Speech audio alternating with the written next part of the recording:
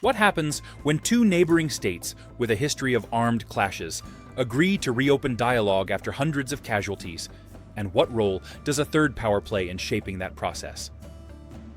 Following a week of talks in Urumqi, mediated by China, officials from Afghanistan and Pakistan have agreed to begin discussions on a comprehensive plan to resolve long-standing tensions. This development raises a broader question about whether structured dialogue can stabilize one of South Asia's most volatile border regions without yet determining its long-term outcome.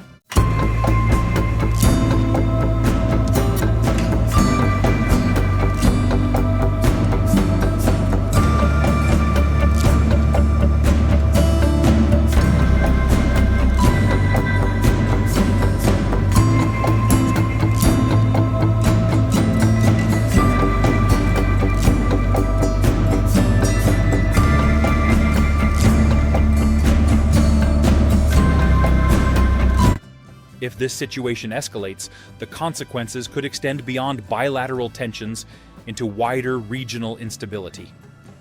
Continued clashes along the Afghanistan-Pakistan border could disrupt trade routes, displace civilian populations, and create space for non-state actors to expand operations. If the dialogue process succeeds, it could reduce cross-border violence, improve coordination on security issues, and contribute to broader regional stability. If it fails, existing ceasefires may collapse, leading to renewed cycles of escalation that would be more difficult to contain. The roots of these tensions are deeply embedded in history. The border between Afghanistan and Pakistan, known as the Durand Line, was established in 1893 during British colonial rule. Afghanistan has never formally recognized this boundary, while Pakistan considers it an international border. This disagreement has shaped relations for decades, influencing both political narratives and security policies.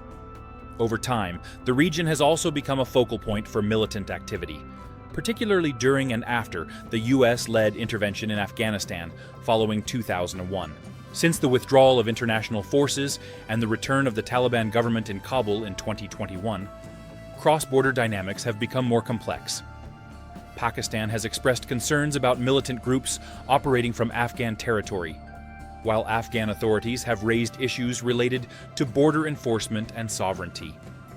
These competing concerns have contributed to periodic clashes, often involving artillery, small arms fire, and, in some cases, civilian casualties. At the center of the recent diplomatic effort is China, which hosted the talks in Urumqi, the capital of its Xinjiang region. According to Chinese Foreign Ministry spokesperson Mao Ning, the discussions lasted 7 days and focused on identifying core issues affecting bilateral relations. The process, referred to as the Urumqi framework, reflects Beijing's increasing involvement in regional diplomacy, particularly in areas connected to its economic and security interests. China's role is shaped by multiple factors. Stability along its western frontier is a priority, especially given Xinjiang's geographic proximity to both Afghanistan and Pakistan. In addition, China has invested heavily in regional infrastructure projects, including those linked to the China-Pakistan Economic Corridor.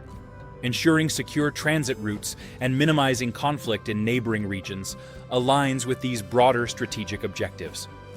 Recent developments provide context for the urgency of the talks. In the weeks leading up to the Urumqi meeting, border clashes between Afghan and Pakistani forces resulted in hundreds of casualties, including civilians, soldiers, and militants. These incidents represented one of the most severe escalations in recent years. A temporary ceasefire was reached on March 18th, coinciding with Eid al-Fitr, following diplomatic engagement by countries including Turkey, Saudi Arabia, and Qatar. This ceasefire created the conditions for the subsequent negotiations in China.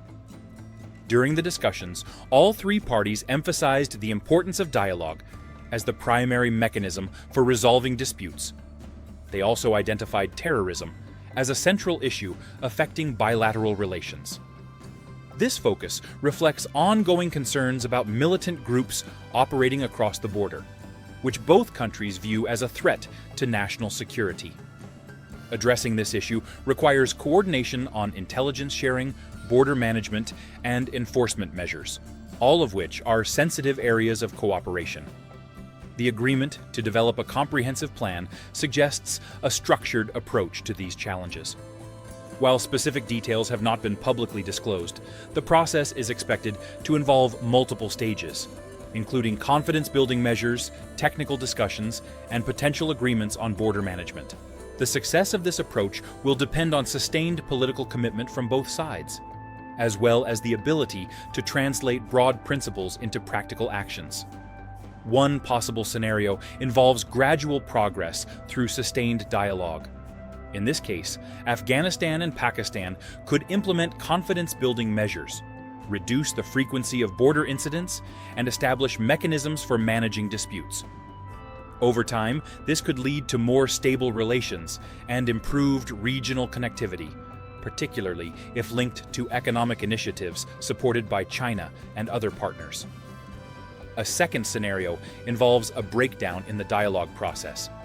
If disagreements over core issues, such as border recognition or militant activity, persist, the talks could stall and the ceasefire could collapse. In this situation, clashes may resume, potentially at a higher intensity, given the recent escalation. This would not only affect bilateral relations, but could also complicate the involvement of external actors seeking to mediate or invest in the region. The geopolitical implications of these outcomes are significant.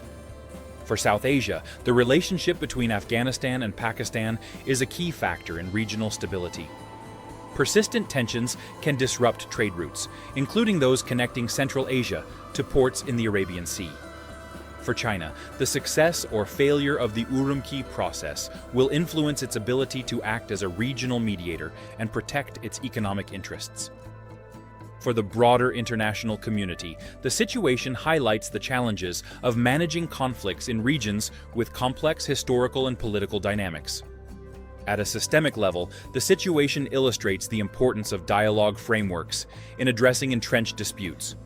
While military actions can produce immediate outcomes, they often fail to resolve underlying issues. Structured negotiations, by contrast, provide a platform for addressing root causes, though they require time, trust, and sustained engagement. The balance between these approaches will shape the trajectory of Afghanistan-Pakistan relations. What emerges is a scenario defined by both risk and opportunity. The agreement to pursue a comprehensive plan indicates a willingness to engage, but the path forward remains uncertain. Historical grievances, security concerns, and political considerations all play a role in determining whether the process will lead to lasting change. As the situation develops, key variables to monitor include the durability of the current ceasefire, the scope and depth of the proposed plan, and the level of external support for the dialogue process. The interaction between these factors will influence whether the Urumqi framework becomes a meaningful mechanism for conflict resolution or remains a temporary pause in a longer cycle of tension.